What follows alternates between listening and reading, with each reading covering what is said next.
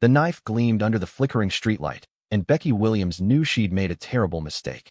Her arms burned from the 16-hour shift at County Hospital. Her scrubs still smelled like antiseptic and blood. All she'd wanted was to grab some instant noodles from the Korean grocery store and collapse into bed. But now she stood in a dark K-Town alley, facing 3 men who'd just pulled a blade on an elderly woman, and every instinct screamed at her to run. The old Korean woman clutched her purse to her chest, eyes wide with terror. Her shopping bags lay scattered across the grimy pavement.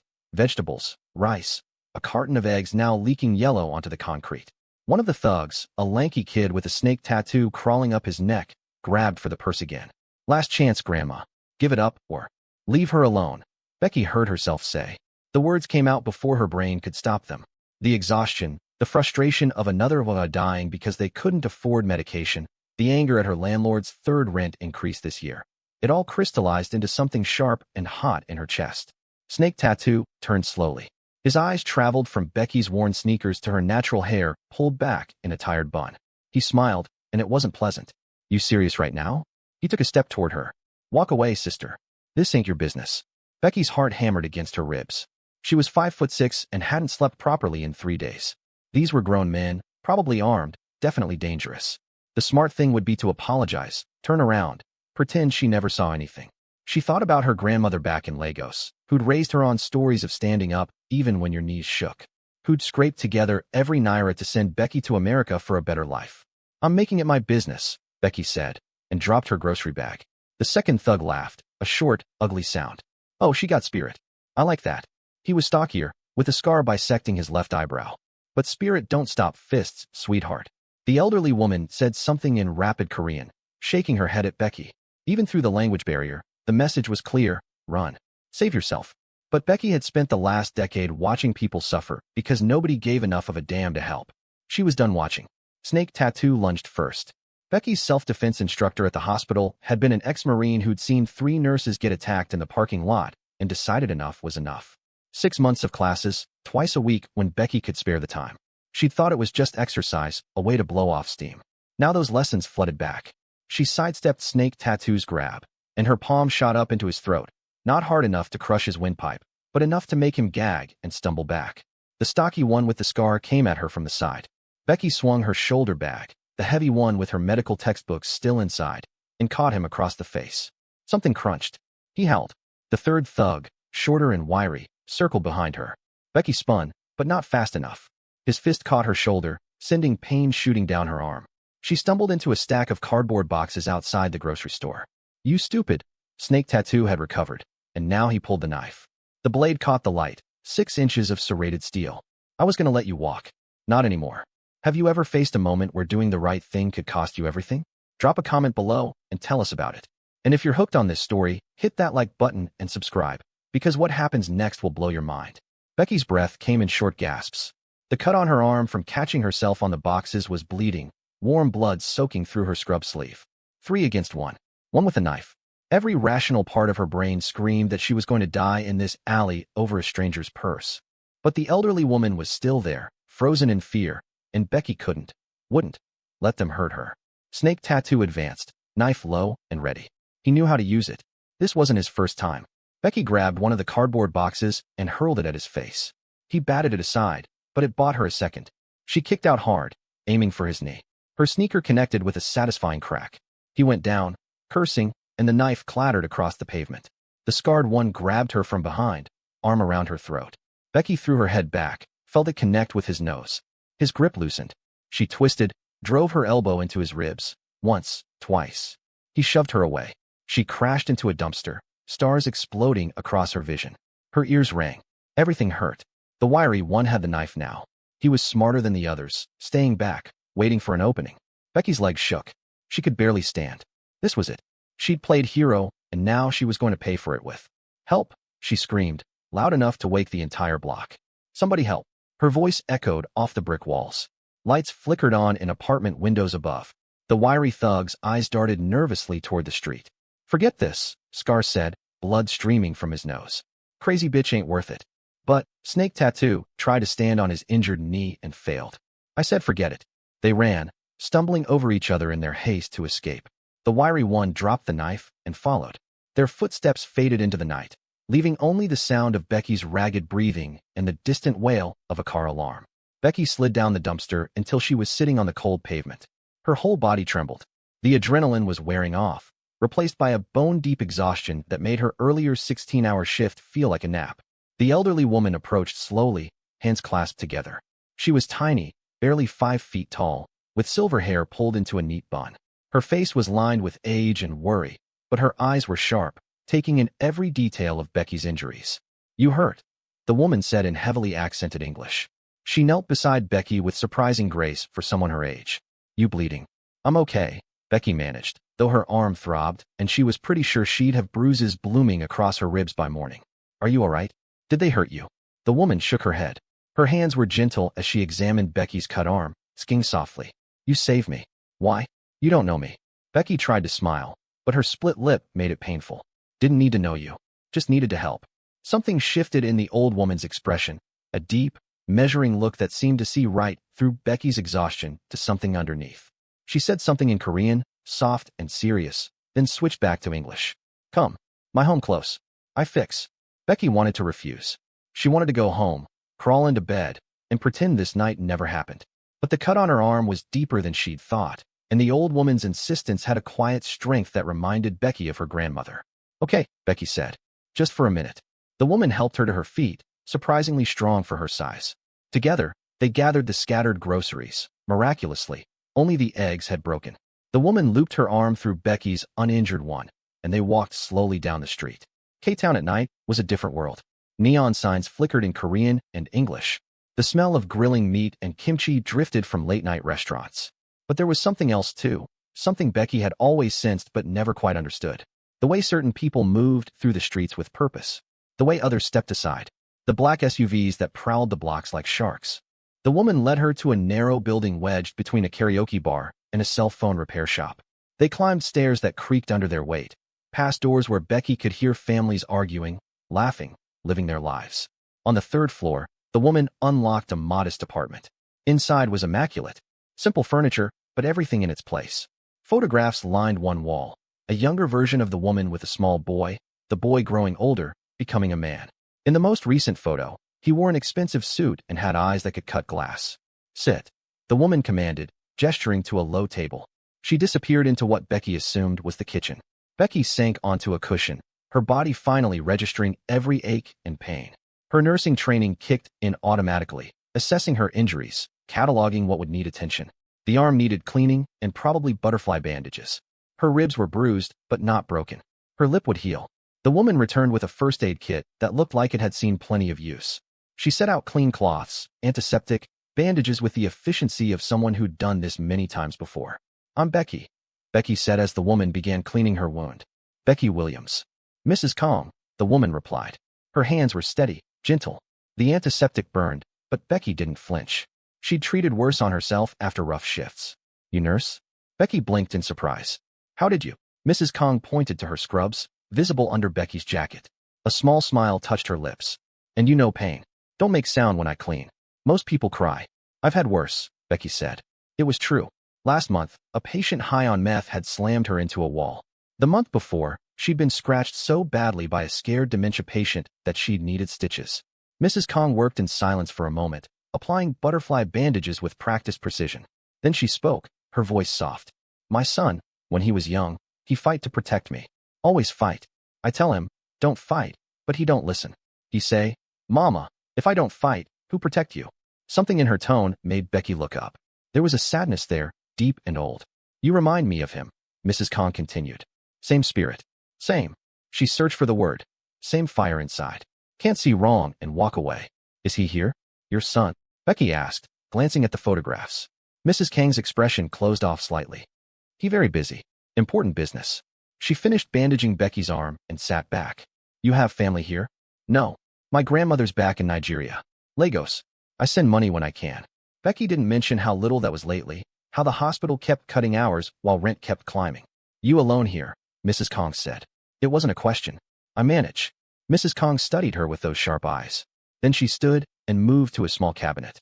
When she returned, she pressed a small jade pendant into Becky's hand. It was warm from being stored near the radiator. "No, I can't." Becky tried to return it. Mrs. Kang closed Becky's fingers around it firmly. You take. For protection. For luck. Her grip tightened. And for thanks. You risk your life for stranger. That very rare. Very. Again, she searched for words. Very precious. Becky felt tears prick her eyes, exhaustion and emotion finally catching up with her. I just did what anyone should do. No. Mrs. Kang's voice was firm. Most people walk away. Most people scared. Most people think, not my problem. But you, she tapped Becky's chest, right over her heart. You different. You have good heart. Good spirit. They sat in comfortable silence while Mrs. Kang made tea. It was green and bitter, but warmth spread through Becky's chest as she drank. She hadn't realized how cold she'd been until now. When Becky finally left, Mrs. Kang walked her to the door. You come visit, she said. Have tea. Talk. Yes. Yes, Becky agreed, meaning it.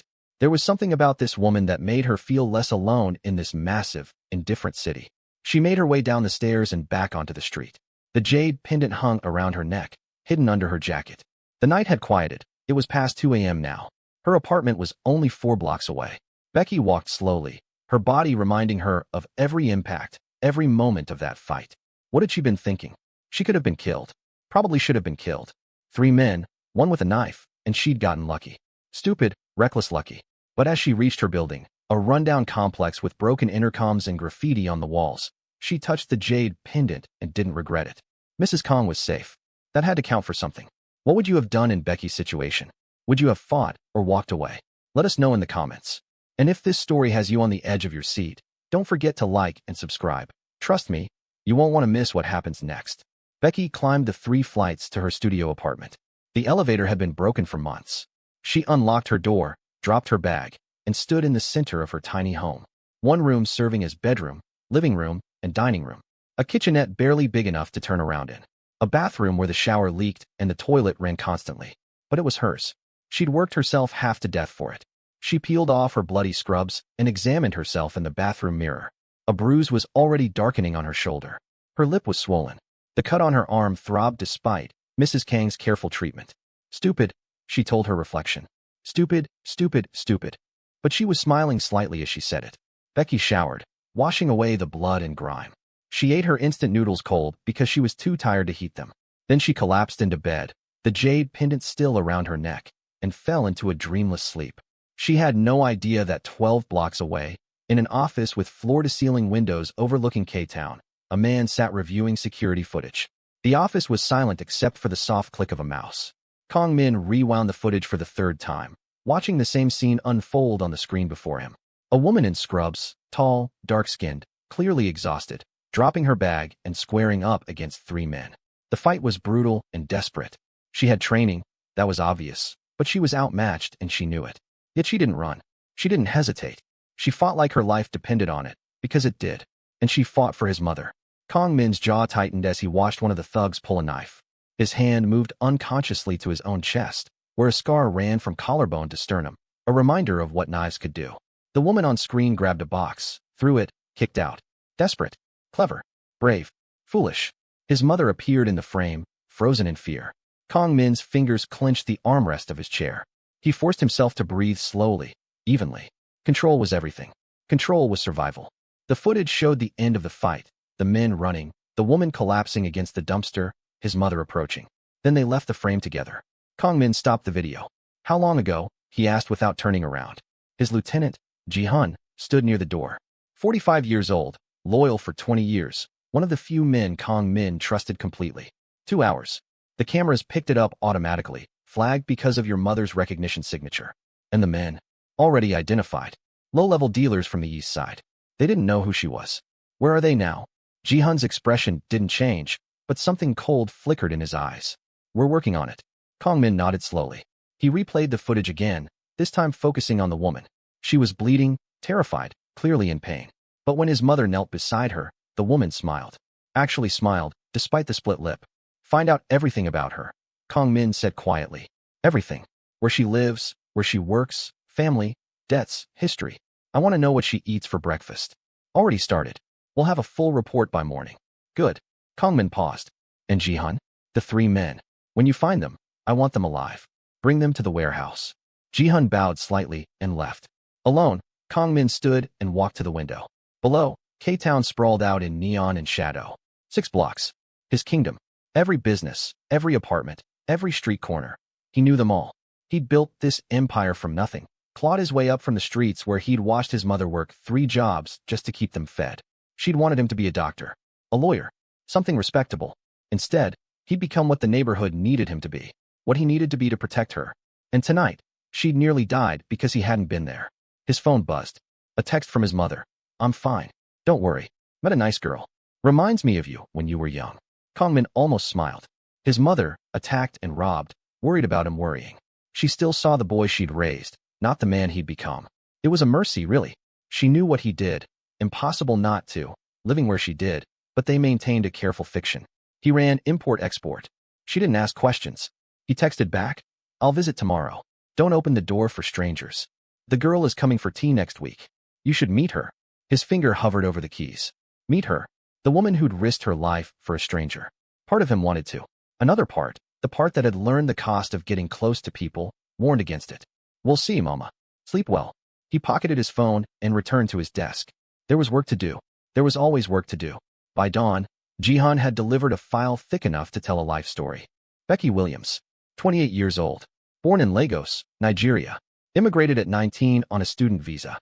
Nursing degree from a state school. Graduated with honors despite working full-time. Currently employed at county hospital, emergency department. Picked up extra shifts whenever possible. No criminal record. Not even a parking ticket. Student loan debt, $47,000. Credit card debt, $8,000. Medical bills from when she'd had pneumonia last year and her insurance denied the claim. $3,200. Rent, $1,400 a month for a studio apartment in a building that should have been condemned. She sent $500 every month to her grandmother in Lagos. Without fail, even when it meant she ate ramen for a week. Kang Min read through her employee evaluations. Exceptional care. Goes above and beyond. Should be considered for advancement. But there were no advancement opportunities. The hospital was cutting staff, not promoting them. He studied her photo, a driver's license picture where she looked tired but was still smiling. Natural hair pulled back. Dark eyes that held warmth even in the harsh DMV lighting. This woman worked herself to exhaustion helping strangers for barely enough money to survive. And when she saw someone in trouble, someone she didn't know, couldn't possibly benefit from helping, she'd fought 3 armed men. "What do you want to do?" Jihan asked. Kang Min was quiet for a long moment. In his world, debts were currency. Favors were power. Someone saved your mother's life. You owed them. The debt was absolute. But this woman hadn't fought for a reward. She'd fought because it was right. There was a purity to that. Something rare and precious in his world of transactions and obligations. "Her car," Kang Min said finally. "The report says it's broken down. 2 weeks ago. Transmission failure. Repair cost estimated at $2,800. She can't afford it. Fix it. Anonymously. Have it waiting in her parking spot when she wakes up. Keys in her mailbox." Jihan made a note. "Anything else?" Kang Min thought about the debts listed in the file. The way they chained this woman to exhaustion, to endless shifts, to a life of barely surviving despite doing everything right. "Not yet," he said. "But soon. I want to understand her first." "Understand her?" "She saved my mother's life and asked for nothing in return. In our world, that's..." Kang Min paused, searching for the right word. "That's incomprehensible. I need to know why. I need to know who she is." "And the 3 men?" Kang Min's expression went cold. "Did you find them?" 2 hours ago. They're in the warehouse." "Good." Kang Min stood, buttoning his suit jacket. "Let's go have a conversation about respect. Ever wonder what it's like when someone crosses a line they can't uncross? Drop a comment with your thoughts, and make sure you're subscribed because the next part is going to get intense." The warehouse was in the industrial district, a place where screams went unheard and questions went unasked. Kang Min's driver pulled up to a nondescript building, and Jihan opened the door. Inside, the 3 men hung by their wrists from chains attached to the ceiling. They'd been cleaned up, the blood washed away, their wounds treated. Kang Min didn't believe in torture for its own sake. Pain was a tool, nothing more. Snake Tattoo saw Kang Min first. His eyes widened, and whatever bravado he'd carried on the street evaporated instantly. "Oh shit. Oh shit, no? Please, we didn't know." Kang Min held up one hand. Silence fell immediately. He walked slowly around the 3 men, hands clasped behind his back. His footsteps echoed in the cavernous space. The men's breathing was ragged with fear. They knew who he was. Everyone in K-Town knew who he was. "Do you know," Kang Min said conversationally, "what the penalty is for raising your hand to my mother?" Snake Tattoo was crying now, tears streaming down his face. "We didn't know, Mr. Kang. I swear we didn't know." We thought she was just some old lady, Just some old lady. Kang Min's voice was soft, almost gentle. It was more terrifying than if he'd shouted. So you make a habit of robbing elderly women? No. I mean, we were desperate, we needed money for drugs. Kang Min finished. Yes, I know. I know everything about you. Marcus Chun, 23 years old. 3 prior arrests for possession. You owe Vincent Cho $4,000 for product you already consumed. You thought robbing an old woman would solve your problems. He turned to the stocky one with the broken nose. David Park, 25. Your mother died last year. Lung cancer. You've been spiraling ever since. My condolences. The words were sincere, which somehow made them worse. And you, Tommy Huang, 19. Youngest of the 3. Trying to prove yourself tough enough to run with real criminals. Tommy was shaking so hard the chains rattled. Please, please, we'll do anything. Anything. Kang Min stopped in front of him. Do you know what that woman did tonight? The one who stopped you. Tommy shook his head frantically. She worked a 16-hour shift at County Hospital. She makes $28 an hour saving lives. She has $58,000 in debt. Her car is broken. She eats instant noodles for dinner. And when she saw you threatening my mother, she fought you. 3 men, one of you armed, and she didn't hesitate. Kang Min's voice dropped lower. She had nothing to gain, everything to lose. But she fought anyway. Do you understand what that means? Silence. It means she has honor. Something none of you understand. He nodded to Ji-hun, who stepped forward with a tablet. On it was the security footage of the fight. Watch, Kang Min commanded. They watched. Kang Min studied their faces as they saw themselves on screen. Saw Becky dropping her bag. Saw her take the first swing. Saw her get hit and keep fighting. Saw the knife come out. Saw her scream for help rather than run. When it finished, Tommy was sobbing. I'm sorry. I'm so sorry. You're sorry you got caught, Kang Min corrected. If that woman hadn't intervened, you would have taken my mother's purse, possibly hurt her, and never thought twice about it. He paused. But she did intervene. And because of her, you're still alive. Marcus's head snapped up. What? If my mother had been injured, truly injured, you wouldn't be having this conversation. You'd already be at the bottom of the harbor. Kang Min's tone was matter of fact. But that woman protected her. So I'm going to give you a choice. He gestured, and Ji-hun lowered them to the ground. They collapsed, legs unable to support them. You can leave Los Angeles. Tonight. I'll forgive your debts. Give you $500 each for a bus ticket and a fresh start. Go somewhere else. Become someone else. Or, Kang Min crouched down to eye level with Marcus. You can stay, and every day for the rest of your very short lives, you'll owe me. You'll work off your debt doing whatever I tell you to do.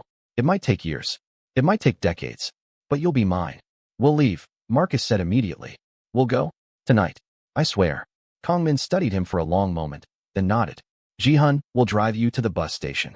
I want you on a bus to anywhere but here within 2 hours. If I ever see you in this city again, if I even hear your names mentioned, the ocean will be the kindest thing you could hope for. Are we clear? Yes, sir. Yes. Thank you. Don't thank me. Thank Becky Williams. She's the only reason you're walking out of here. He stood and walked toward the exit. Behind him, he heard Tommy whisper, Who is she? Who is Becky Williams? Kang Min didn't answer. He was wondering the same thing. Back in his car, Ji-hun slid into the driver's seat. They'll run far and fast. We won't see them again. Good. Kang Min looked out the window at the city passing by. Dawn was breaking, painting the sky in shades of orange and pink. What's the status on the car? Being delivered to her apartment as we speak. We found the same make and model, fixed the transmission, made it look identical. She'll think it's hers, repaired. And the keys. In her mailbox with a note saying the landlord arranged the repairs as an apology for the building issues. Kang Min nodded. It was a good cover story. Believable enough that she wouldn't question it too hard, not when she desperately needed the car. What's next? Ji-hun asked. We watch. We wait. We see what kind of person she really is. And then I decide how to repay a debt that can't be measured in money. 3 hours later, Becky woke to her phone ringing. She fumbled for it, squinting at the screen. Unknown number. Hello. Her voice was rough with sleep. Miss Williams? This is Tom from the apartment complex. I wanted to let you know we arranged to have your car repaired as an apology for the building maintenance issues. It should be in your parking spot. Becky sat up, suddenly wide awake. What? I don't understand. I never asked. No charge to you, ma'am. Consider it our way of saying sorry for the inconvenience. Have a good day. He hung up before she could ask more questions. Becky stared at her phone, confused. Then she threw on clothes and ran downstairs, her body protesting every movement. The fight had left her sore in places she didn't know could get sore. Her car sat in its usual spot, looking exactly as it had before it died. She approached cautiously, as if it might disappear if she moved too fast. The keys were in her mailbox, just like the man said. She slid into the driver's seat. Turned the key. The engine purred to life, smooth and perfect. What the hell? Becky whispered. She checked everything. The transmission shifted smoothly, no strange noises, nothing out of place. It was like the breakdown had never happened. But that was impossible. A transmission replacement cost thousands of dollars. Her landlord was too cheap to fix the broken elevator. He'd never pay for this. Have you ever received help from a mysterious source? Something that seemed too good to be true? Share your story in the comments below. And hit that subscribe button. This mystery is just getting started. Becky drove to work in a daze, her mind spinning. The car, Mrs. Kang's jade pendant warm against her skin. The fight. It all felt surreal in the morning light. At the hospital, Becky's coworker Sandra took one look at her and gasped. Girl, what happened to your face? Becky had forgotten about the split lip and the bruise on her cheekbone. I fell. On my way home last night. Sandra's eyes narrowed. She was a 40-year-old veteran nurse from Brooklyn who could smell a lie from across the emergency department. You fell. Right. And I'm dating Chris Hemsworth. She grabbed Becky's arm gently. This looks like you got into a fight. Sandra, I'm fine. Really? Sandra didn't look convinced, but she let it go. Well, your fall got you assigned to triage today. Dr. Martinez saw you limping and said no heavy lifting. Becky wanted to argue, but honestly, her ribs were grateful. Triage meant sitting at a desk, asking questions, taking vitals. She could manage that. The shift passed in the usual chaos, chest pains and broken bones. A stabbing victim who swore he'd just fallen on a knife. A mother with 3 screaming kids, all sick with the flu. Becky moved through it mechanically, her mind elsewhere. During her lunch break, she sat in her car and stared at the dashboard. Someone had fixed this. Someone had spent thousands of dollars, and the landlord's story made no sense. Tom had never called her directly before. Actually, she wasn't even sure who Tom was. The building manager was named Richard. She pulled out her phone and called the apartment office. Sunset Apartments, this is Richard. Hey, it's Becky Williams in 3C. I wanted to thank you for fixing my car, but fixing your what now? Becky's stomach dropped. My car. Tom called this morning and said you arranged repairs as an apology for the building issues. Miss Williams, I don't know any Tom, and we definitely didn't fix your car. We don't even have the budget to fix the elevator. Right? Okay, thanks. She hung up, her hand trembling slightly. Someone had fixed her car. Someone had lied about who they were to do it. And the only unusual thing that had happened recently was the fight last night. Mrs. Kang's wrinkled face flashed in her mind. The photographs on her wall. The son in the expensive suit with the cold eyes. No, that was crazy. Why would? Her phone buzzed. A text from an unknown number. Your rent for the next 3 months has been paid by an anonymous benefactor. Confirmation attached. Becky stared at the screen. Attached was a payment receipt for $4,200. Paid in full to her landlord. The memo line read, with gratitude. Her hands shook as she called her landlord's number. Yeah. His voice was as warm as a parking ticket. Mr. Chun, this is Becky Williams. Did you receive a rent payment for me? Yeah, showed up this morning. Wire transfer. Why? You trying to say you didn't send it? No, who sent it? How should I know? Money's money. Says here it's from some charitable foundation. You apply for assistance or something? No, I didn't. Well, someone likes you. You're paid through April. Anything else? She ended the call and sat in stunned silence. The car. The rent. Both on the same day, right after she'd helped Mrs. Kang. This wasn't coincidence. This was deliberate. Her next shift couldn't come fast enough, but when it did, Becky was exhausted. The adrenaline had worn off, and her body was sending very clear messages that fighting 3 men while sleep-deprived was a terrible idea. She made it through somehow, fueled by coffee and stubbornness. When she finally got home at midnight, she found an envelope taped to her door. Inside was a single business card. Heavy stock, expensive. Embossed with a simple design, a crane in flight. No name, just a phone number. Becky turned it over. On the back, handwritten in elegant script, for Becky Williams.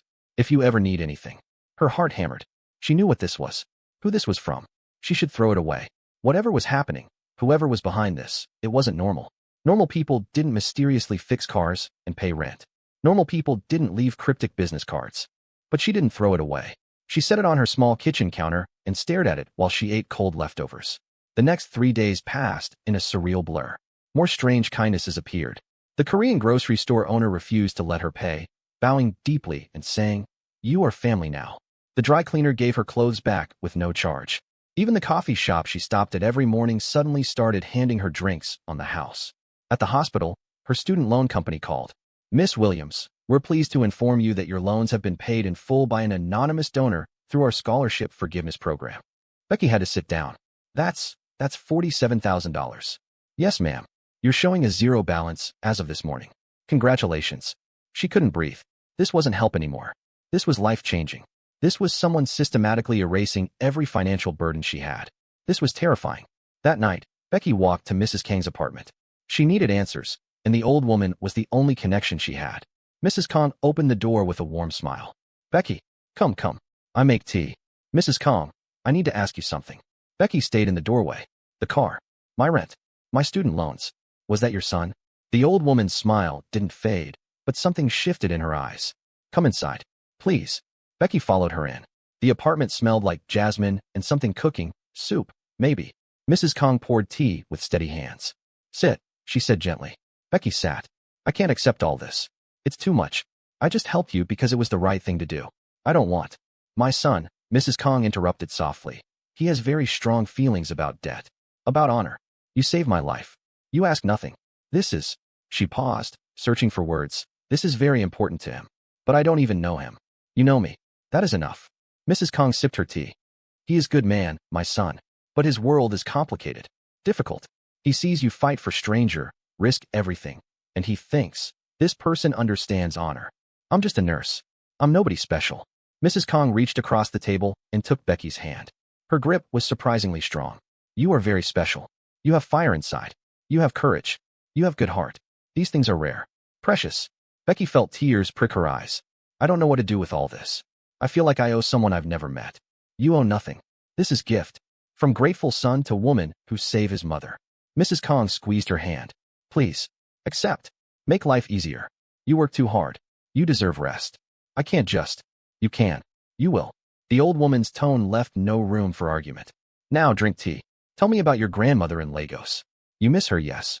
What would you do if a stranger started changing your life like this? Would you accept it or run? Let us know below, and don't forget to like this video if you're hooked on Becky's story. Becky found herself talking about her grandmother, about growing up in Lagos, about the dreams that had brought her to America. Mrs. Kang listened with the intensity of someone who understood what it meant to be far from home. When Becky finally left Mrs. Kang's apartment 2 hours later, her head was spinning, but her heart felt lighter. The old woman had a way of making everything seem simpler, more manageable. She'd even packed food for Becky. Homemade kimchi jjigae that made Becky's tiny apartment smell like comfort when she reheated it. But the business card still sat on her counter, unanswered.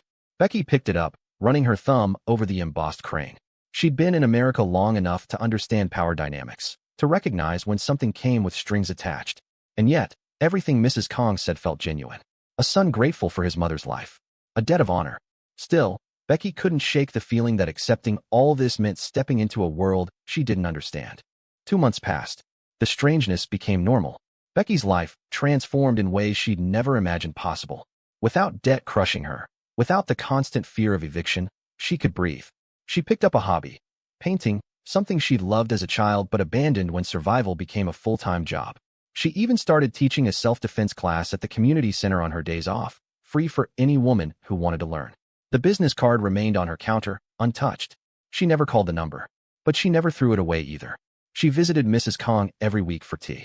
They talked about everything and nothing, recipes, old memories, dreams for the future. The old woman's son never came up again, and Becky didn't ask. It felt like an unspoken agreement between them. Life was good, better than it had ever been. Then Maria showed up at the hospital. Becky was restocking the supply room when she heard sobbing from exam room 4.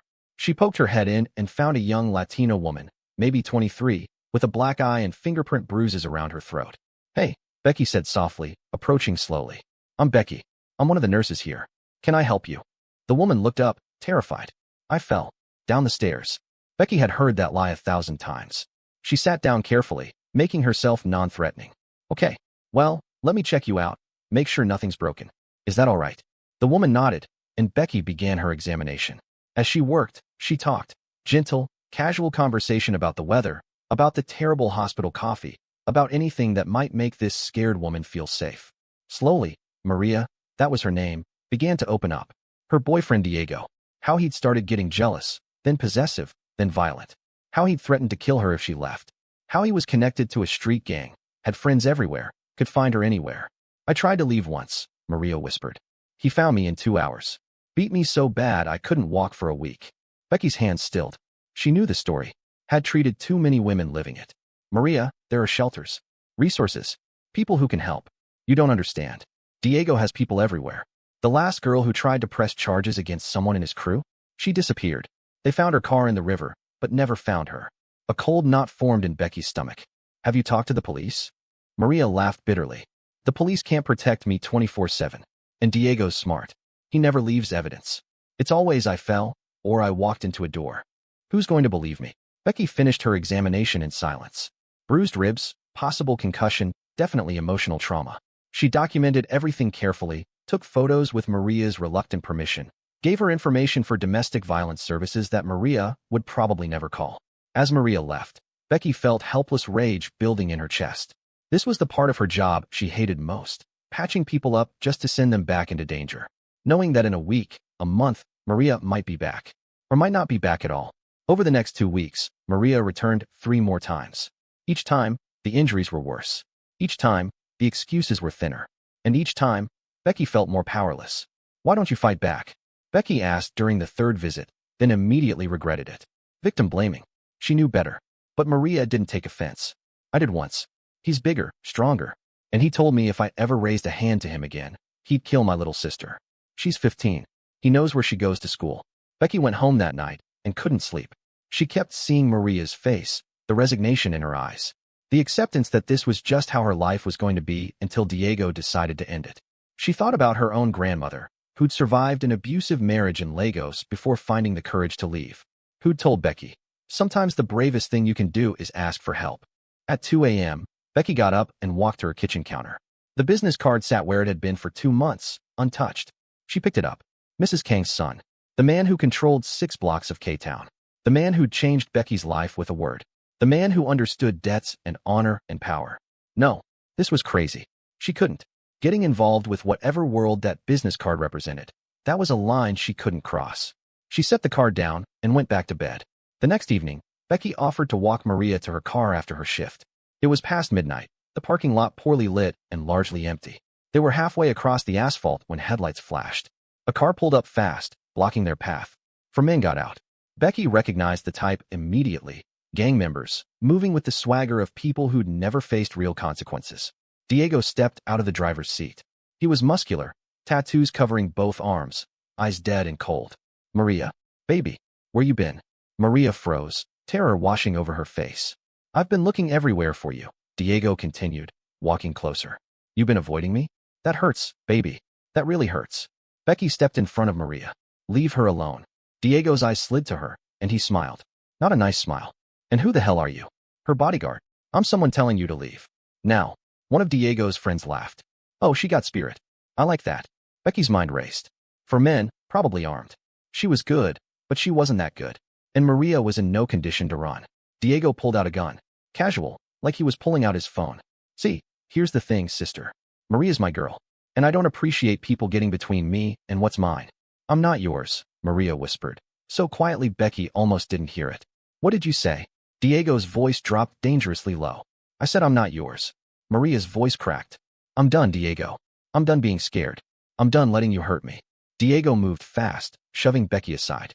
She stumbled, but kept her feet. He grabbed Maria by the throat, lifting her slightly. You're done when I say you're done. Becky launched herself at him, but one of his friends caught her, twisted her arm behind her back. Pain shot through her shoulder. You stupid bitch, the man holding her growled. You should have minded your business.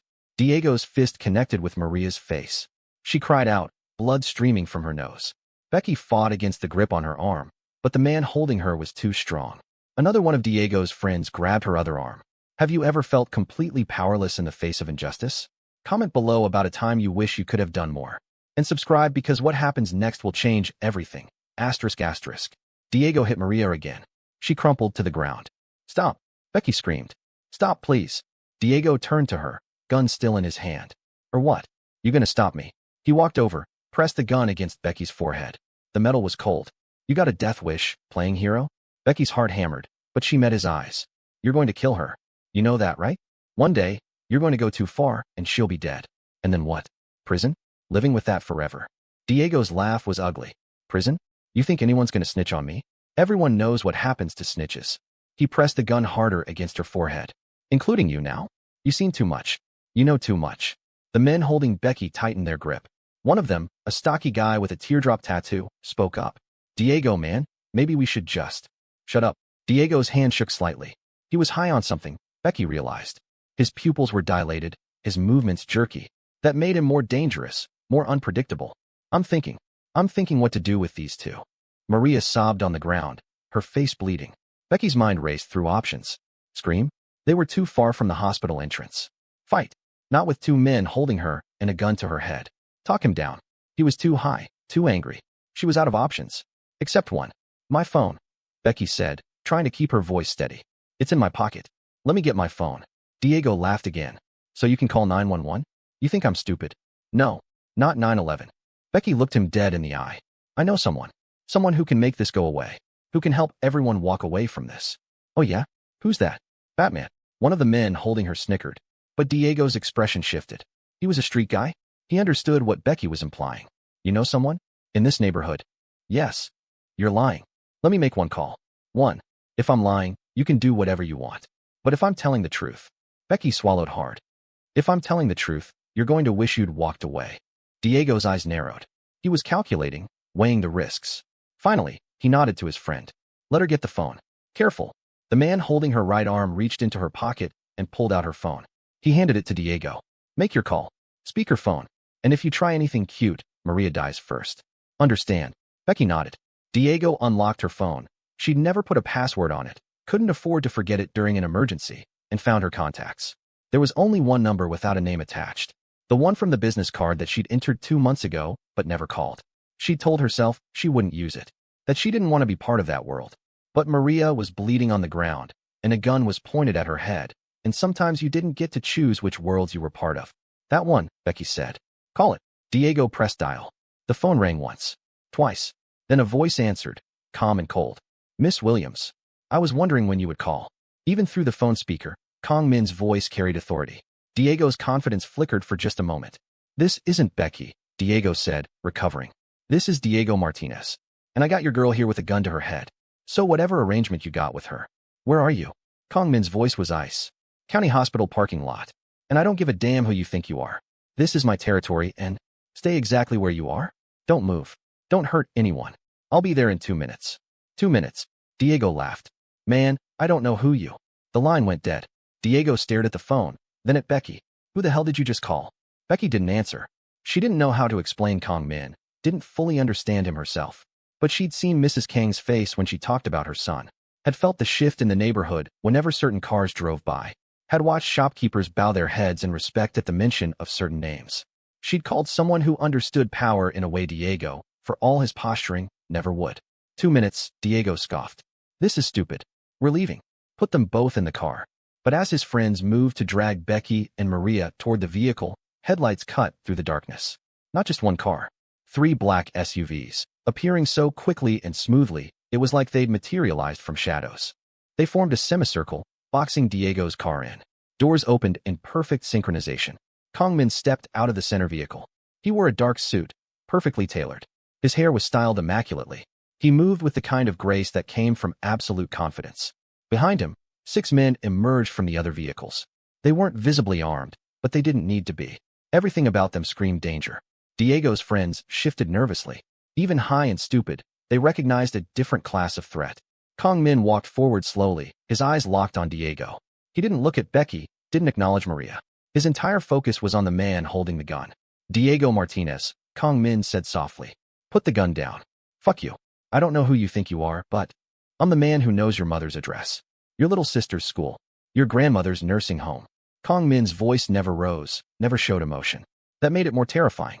I know your supplier, your dealer, where you sleep, where you eat, where you hide your money. I know everything about you. Diego's hand trembled slightly. You're bluffing. 1247, Maple Street, apartment 3B. That's where your mother lives. Alone, since your father left. She works at the laundromat on 5th. Takes the bus home at 9 p.m. every night. Kang Min took another step closer. Should I continue? The color drained from Diego's face. You raised your hand to someone under my protection, Kang Min continued. You pointed a gun at her. At Miss Williams. Now his eyes flicked to Becky, just for a moment. Something passed between them. Acknowledgement, understanding. That was a mistake. Look, man, I didn't know. You didn't know because you don't think. You don't ask questions. You just take what you want and hurt anyone who gets in your way. Kang Min was close enough now that Diego could probably smell his cologne. Men like you are why men like me exist. One of Diego's friends, the one with the teardrop tattoo, spoke up nervously. Diego, man, maybe we should. Shut up. Diego's voice cracked. But his gun was no longer pressed against Becky's head. It had lowered slightly, his focus entirely on Kang Min. Kang Min made a subtle gesture. Two of his men moved forward and, with practiced efficiency, disarmed the men holding Becky. It happened so fast that by the time Diego realized what was happening, his friends were face down on the pavement, hands behind their backs. Diego swung his gun toward Kang Min. Don't move. I'll shoot. Kang Min didn't even flinch. No, you won't. I will. I swear I'll. You won't because you're not stupid. Stupid, yes, but not suicidal. Kang Min's eyes were chips of black ice. If you pull that trigger, you won't make it 3 steps before my men end you. And then your mother, your sister, your grandmother, they'll all know that Diego died because he was too proud to admit he'd made a mistake. Diego's hand shook violently now. Sweat poured down his face. Or, Kang Min continued, you can put the gun down. You can get in your car. You can leave Los Angeles tonight. Right now, I'll give you enough money for gas and a hotel. You can start over somewhere else. Somewhere far from here, far from Maria, far from anyone who knows your name. And if I don't, Kang Min smiled. It was the most terrifying expression Becky had ever seen. Then we find out if you're willing to die for your pride. What would you do if you were Diego right now? Pride or survival? Drop your thoughts in the comments, and make sure you're subscribed. This confrontation is reaching its breaking point. Asterisk asterisk. The parking lot was silent except for Maria's quiet sobbing and the distant sound of traffic. Diego's gun wavered, pointing at Kang Min, then at Becky, then back to Kang Min. Finally, his arm dropped. The gun clattered to the pavement. He fell to his knees. Please, please, I'm sorry. I didn't mean. You meant every bit of it, Kang Min said coldly. He picked up the gun with 2 fingers, like it was contaminated, and handed it to one of his men. But Miss Williams called me, which means she believes in second chances. So I'm going to give you one. Just one. He crouched down to Diego's level. You have until sunrise to be out of this city. If I see you again, if I hear Maria's name come out of your mouth again, if I even hear that you looked at a woman wrong in whatever sad town you end up in, I will find you. And next time, there won't be a conversation. Do you understand me? Diego nodded frantically, tears streaming down his face. Yes, I understand. I'll go. Tonight. I swear. Kang Min stood and gestured to his men. They hauled Diego and his friends to their feet, walked them to their car, and stood watching as Diego started the engine with shaking hands. The car peeled out of the parking lot, tires squealing. Silence fell.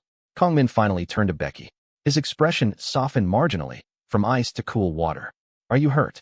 Becky shook her head, though her shoulder throbbed where she'd been grabbed. I'm okay. But Maria. She rushed to Maria's side, kneeling beside her. The young woman was conscious, but dazed, blood still flowing from her nose. Becky did a quick assessment. Nothing broken, but she needed proper medical attention. We need to get her inside, Becky said. Kang Min nodded to 2 of his men. They moved forward carefully, gently helping Maria to her feet. She flinched at first, then realized they weren't going to hurt her. They supported her weight as Becky guided them toward the emergency entrance. Wait, Maria whispered, looking back at Kang Min. Who are you? Kang Min's expression was unreadable. Someone who doesn't like bullies. At the entrance, Kang Min's men stepped back, letting Becky take over. She guided Maria inside, calling for help. Other nurses rushed over, and soon Maria was being properly treated, documented, given resources for emergency shelter and protection orders. When Becky finally emerged an hour later, she expected Kang Min to be gone. Instead, he stood beside one of the SUVs, waiting. His men had returned to their vehicles, giving them privacy. Becky approached slowly, suddenly aware of how she must look. Scrubs rumpled, hair a mess, exhaustion written across her face. Thank you, she said. The words felt inadequate for what he'd just done. You called, Kang Min said simply. I came. I didn't want to. Use the number, I mean. I told myself I wouldn't. But you did. When someone needed help. They stood in silence for a moment. The night air was cool, carrying the smell of jasmine from somewhere nearby. The parking lot lights hummed overhead. Get in, Kang Min said, opening the SUV's back door. I'll drive you home. My car. My men will bring it to your apartment tomorrow. You're exhausted, and you've been through enough tonight. Becky wanted to argue, wanted to maintain her independence, but her whole body ached, and the thought of driving felt overwhelming. She got in. Kang Min slid in beside her. His driver pulled smoothly out of the parking lot. I don't understand you, Becky said after a few minutes. Your world. Why you do what you do. Kang Min was quiet for a long moment, staring out the window at K-Town passing by. When I was 12, my mother and I came to America with nothing. We lived in a room smaller than your bathroom. She worked 3 jobs. I watched men like Diego, bullies, predators, take from people who couldn't fight back. I watched the police drive by and do nothing because our neighborhood didn't matter to them. He turned to look at her. So I decided to matter. I decided to be strong enough that people like Diego would be afraid, that the predators would know there were consequences. But that's not justice, Becky said softly. What you do, it's still violence. Still control. You're right. Kang Min didn't look away. It's not justice. It's order. And sometimes, in places the law forgets, order is all people have. There has to be a better way. Perhaps. But I haven't found it yet. He paused. My mother told me about your self-defense classes at the community center. Teaching women to protect themselves. That's a better way. You're building something. I'm just maintaining what exists. The SUV pulled up to Becky's apartment building. Kang Min's driver got out and opened her door. Becky hesitated before stepping out. The phone. Can I still call if? Anytime. For anything. Kang Min's expression was sincere. The debt I owe you isn't paid, Miss Williams. It can't be paid. What you did for my mother. Some things are beyond transactions. I don't want to owe you either, Becky said. You don't owe me. You never did. Everything I've done, it's what honor demanded.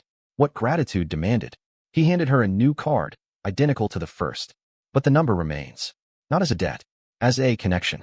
Between 2 people who understand that protecting others matters. Becky took the card. Your mother asks about me. She likes you. Says you remind her of me when I was young before. He trailed off. Before you became this. Before I became necessary. Kang Min's smile was sad. She wants you to visit for tea. She'd like me to join you, actually. She thinks we should talk. Do you want to? He considered the question seriously. Yes, I think I would. Okay. Becky found herself smiling despite everything. Next week, Thursday afternoon. Thursday afternoon, Kang Min confirmed. Becky got out of the SUV.